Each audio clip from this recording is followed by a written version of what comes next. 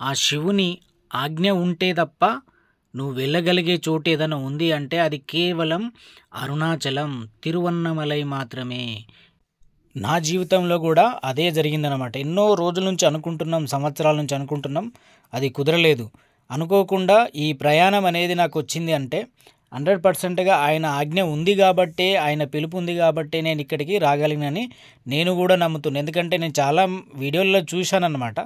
ఇట్లా ఆయన అభయం లేనిది వెళ్ళరు అంటే అది నా జీవితంలో కూడా నిజమే అనిపించింది అనమాట. ఇక్కడ ముఖ్యంగా మనం చేయాల్సింది ఏంటంటే ఈ రాజగోపురం దగ్గర మనం ఏదైతే ఇట్లా దీపం వెలిగించి గిరి ప్రదక్షిణ చేయాలన్నమాట.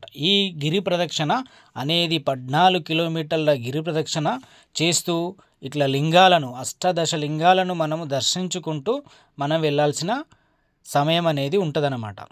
వాస్తవంగా ఏంటంటే ఈ గిరి ప్రదక్షిణ అనేది ఒక్కొక్క లింగానికి ఒక్కొక్క ప్రత్యేకత ఉన్నటువంటి గిరి ప్రదక్షిణ. 14 కిలోమీటర్లలో ఒక్కొక్క చోట్ల ఒక్కొక్క శివలింగం ప్రతిష్ఠించబడిందనమాట.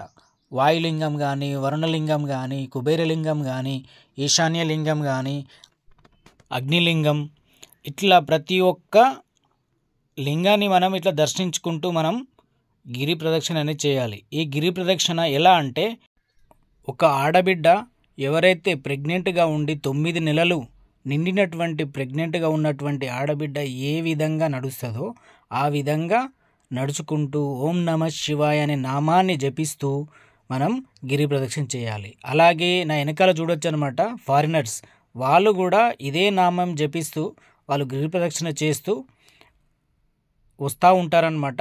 అసలు ఎలా అంటే నడవలేని స్థితిలో ఉన్న వాళ్ళు కూడా నేను గిరి ప్రదక్షిణ చేయడం గమనించిన.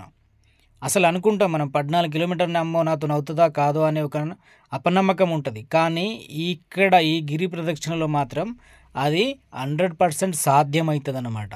చూడొచ్చు మనం ఇక్కడ మధ్య మధ్యలో రుద్రాక్షలు కూడా చెట్లో ఉంటాయన్నమాట. ఇట్లా ప్రతి ఒక్క శివలింగం దర్శనం చేసుకుంటున్నప్పుడు మనం ఇట్లా మనతో పాటు హారతి కర్పూరం తీసుకెళ్ళి ఇక్కడ మనం దీపం వెలిగించుకుంటూ ప్రతి ఒక్క లింగాన్ని దర్శనం చేసుకుంటూ వెళ్తున్నప్పుడు మనకి ఇక్కడ కుబేర లింగం దాటిన తర్వాత మనకి ఇట్లా మోక్ష మార్గం వస్తుంది. ఈ మోక్ష మార్గం ద్వారా మనం బయటకు వచ్చినామంటే మనం మోక్షాన్ని ప్రసాదిస్తాడు ఆ పరమేశ్వరుడు అనేది సత్యం అన్నమాట.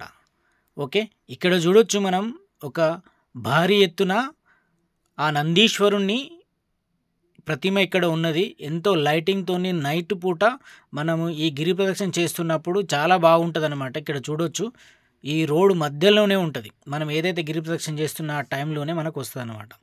చూడొచ్చు ఇట్లా మనం గిరి ప్రదక్షిణ చేస్తూ ఈ పరమేశ్వరుని మేము ఇప్పుడు లాస్ట్ మూమెంట్లో వచ్చి ఇట్లా దర్శించుకోవడానికి మేము టెంపుల్లోకి వచ్చేసాం. టెంపుల్లోకి వచ్చి ఇక్కడ దర్శనం అనేది చేసుకున్నాం అనమాట. 100% చెప్తున్న ఈ వీడియో చూసిన వాళ్ళు మీరు ఇప్పటి నుంచే అనుకోండి నేను అరుణాచలం వెళ్ళాలి అని. ఆ శివాన్ని మీరు ఇప్పటి నుంచి మీరు ప్రార్థిస్తే తప్ప మీకు ఏదో ఒక రోజు అభయం ఇస్తూ మిమ్మల్ని అక్కడికి పిలిపించుకుంటాడు. ఈ వీడియో కనుక నచ్చితే లైక్ చేయండి.